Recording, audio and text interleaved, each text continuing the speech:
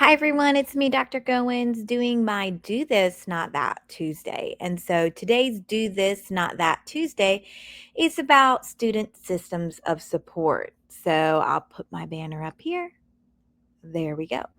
And so I'm playing around. I'm doing my 30 days of video content just because I'm relaunching my consultant business. And one of my absolute joys is giving PDs and training out of my personal and professional experience as a relationship based educator. And so when you have a relationship based classroom, things are very different.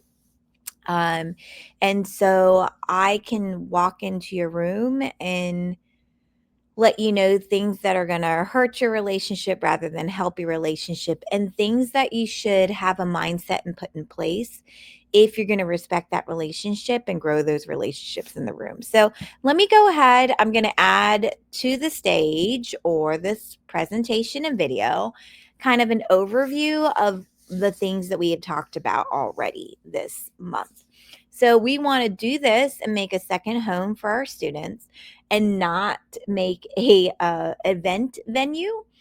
Do this, the second home, because we want long-term relationships, as well as we want to put hospitality and personalize the space first, versus an event venue where we're all about the activities, the decorations, I don't know, the fluff and the pyrotechnics, basically, to get them to be interested and entertained in this space. But the relationships are kind of short term and short lived.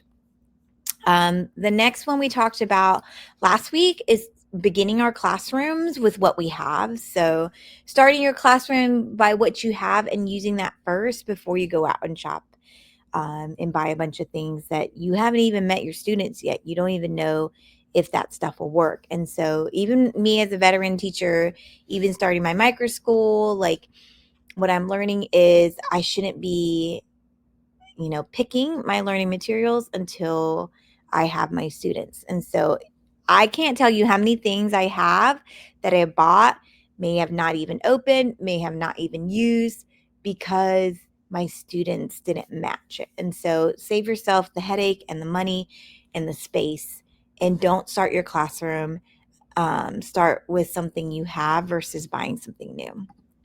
Today is about student supports. And so I see this a lot, especially when I was interning as a principal.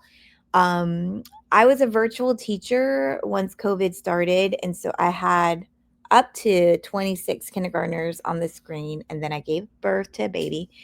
And then I more so managed about 23 to 21, in public school. It's a lot of moving and shaking. But I would manage a lot of students on the screen. And so we had learned how to teach with not a lot. And so I streamlined a lot of my practices. And then when I went into the classroom in person the next year, I realized, the copier, like between the copier shortages, paper shortages, it just wasn't worth teaching with a lot of paper materials anymore. And then because of the quarantines and, the sanitation, you couldn't have people touching. You had to have individual supports for everyone. You couldn't have people touching the same materials. You had to like sanitize and wash. And so I also learned how to do things individualized. I also learned how to kind of streamline those systems as well. What did I learn? I learned that I worksheets, I hate to say it, but worksheets are kind of the devil when it comes to like student supports, only because it's just a piece of paper. And to a kid, it's just going to seem more work and it's going to seem like unloving a lot of times.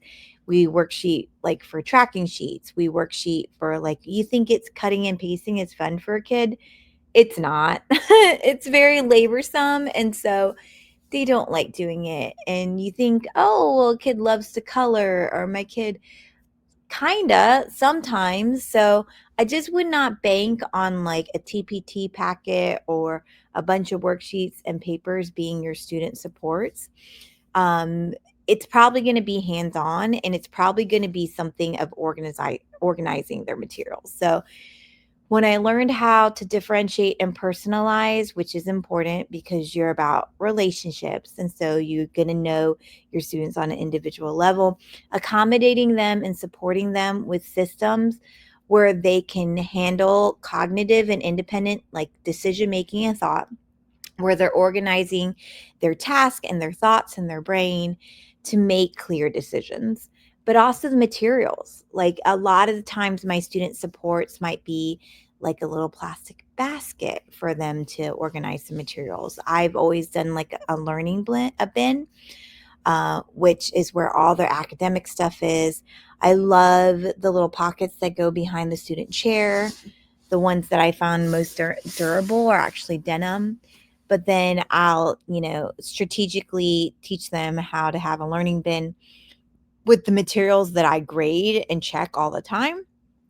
But their folders and notebooks and things that they use is either in their desk or in a pocket behind their chair. So there are lots of things that you can do for student support, but I can guarantee you they're not paper, pencil, worksheets. And so, um, if you're just adding another worksheet to them, then you're just adding to the work. So you're not supporting them social emotionally. You actually might be hindering them. So again, student supports usually is something like hands on. It's usually something that will help their executive functioning or organization skills. And so, and it could be the support could be, it could look like many different ways. If it is kind of like them controlling, like regulating their body, I mean, I've done things where I've done like the exercise band on the legs of the chair just for them to have something to bounce their foot on when they're feeling a little fidgety. Everyone loves fidgets, but sometimes I feel like they can be a distraction as well. And so I'm not saying fidgets can't, but if it becomes the latest and greatest fidget and I need it, then remember those fidgets are good for a time, but then they have to know when to kind of wean them off and also when it's appropriate. So, um, all those things are student supports, but I guess the whole main sense of it is supporting student isn't giving them more worksheets and paper. If you It's the easiest thing because you can do it on teacher pay teacher, but it's not the most effective thing when you're talking about supporting that student in your relationship. Okay, I hope that helps. Have a great night. Bye.